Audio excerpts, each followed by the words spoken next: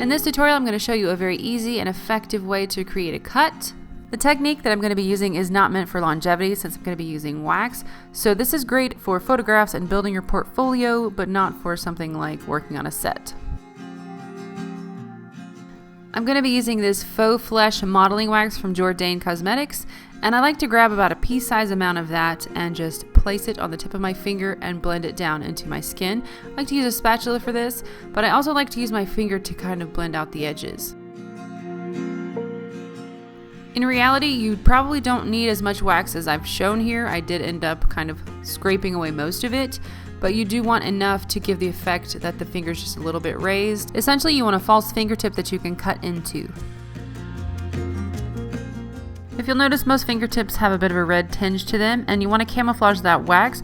So I'm going to add this fresh blood color from the Jourdain palette and just stipple it onto the wax. It's really going to help sell the wax as being a part of your skin. When I was thinking about what to use to cut the actual wax, I decided upon a dental flosser, and I thought this was actually a genius idea because it creates a very clean cut. And if you want to open it up a little more, you can use a spatula. And now for the actual coloring of the cut, I mixed fresh blood with black to create a really kind of dark burgundy color. And I'm going to use an artist brush to paint that into the actual cut.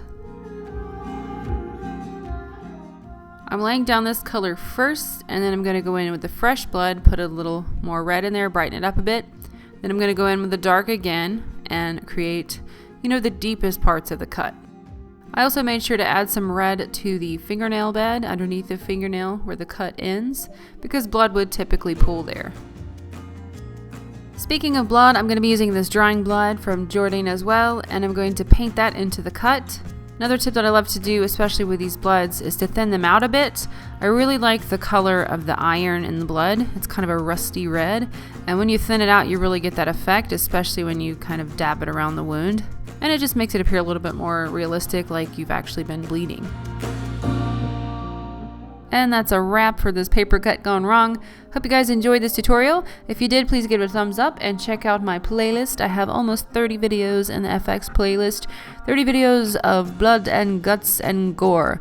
Anyway, thanks guys so much for watching. Take care and I'll see you soon. Bye.